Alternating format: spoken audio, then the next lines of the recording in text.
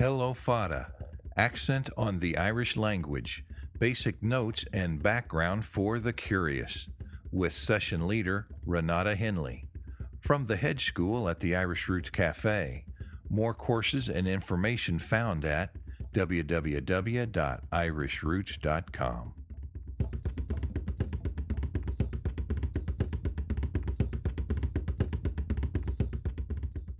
Fáilte romh arás a chairde go dtí Hello Fada, seo Renata anseo. Ooh, and the word for the day is Sláinte. Sláinte. Oh, did I say it right? You were very close. Oh, good. Now, I've heard that word ever since the first time I saw it, maybe 30 years ago. I heard a person say, well, Sláinte. Oh. Now, is that a real word or is that just an American?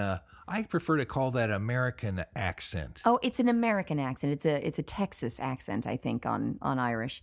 Sláinte is probably the most common pronunciation in Ireland, although you will hear sláinte. Can you hear the difference? Sláinte, sláinte. Yes, Yeah. just very slight. Very slight. Now, I've also seen on the computer, a lot of people will sign off and they'll say slán, like just S-L-A-N. Oh, now that's a different word. S-L-A Fada N, that's that little mark over the A. Oh, that's the accent mark. That's the accent mark. And that keeps it from sounding like slan. Makes it slán. Okay. And slán means health. Oh, I mean, like good health to you. But it's a root word. It means health. And so does sláinte. Sláinte means health. But really, they use slán as goodbye. And how do you spell Sláinte? Sláinte is S-L-A Fada I-N-T-E. Okay. So. I've seen that spelled a whole lot of different ways, too. Of course, that's only fair because I've researched things going back for, 1,000 years, really, in some of these writings.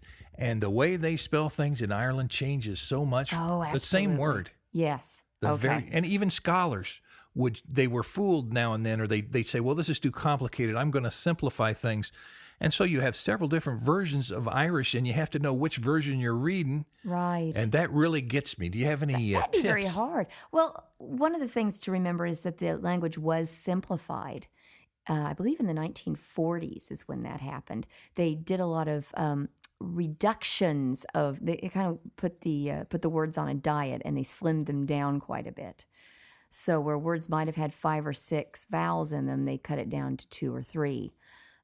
A good example of that is ool, which means apple.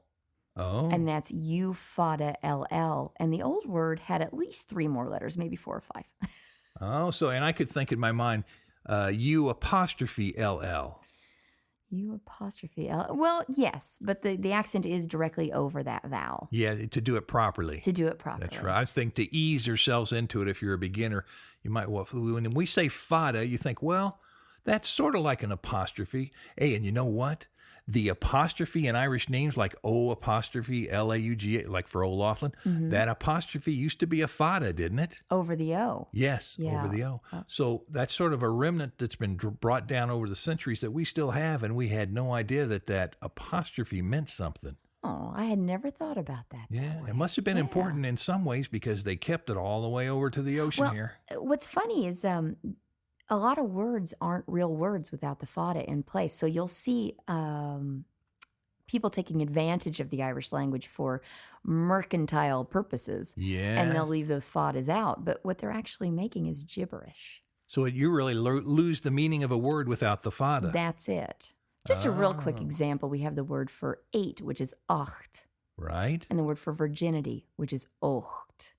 Ah. And the second one has the fada.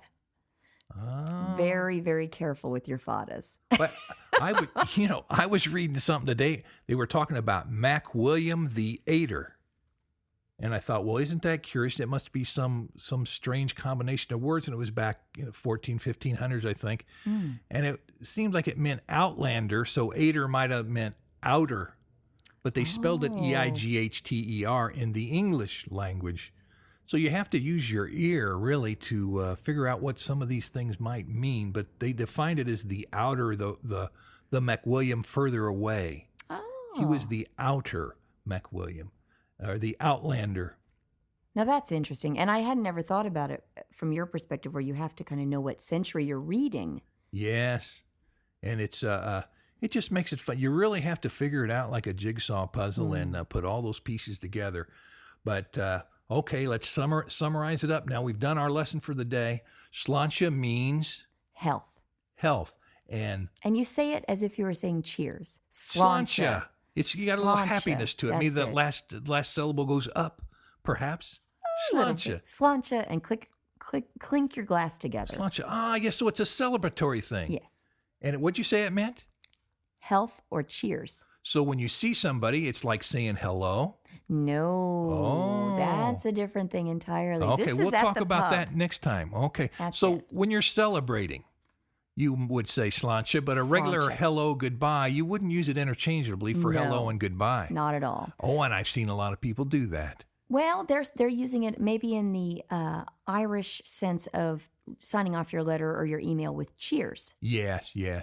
So I can yes, see you it. could. And sometimes you're in a party spirit too, and it comes to you. Work's over. You're ready to go to the pub. Well, that's very good. Well, thank you for listening to just the second episode of what was a Fada? Hello, Fada. Hello, Fada. Thank you for listening to this second episode, and we hope to see you again. We'll be back with the word of the day next week. Slán and Ish. Hello, Fada is a presentation of the Irish Head School at www.irishroots.com. These introductory sessions are for those curious about the Irish language and for those considering a course of study in the future.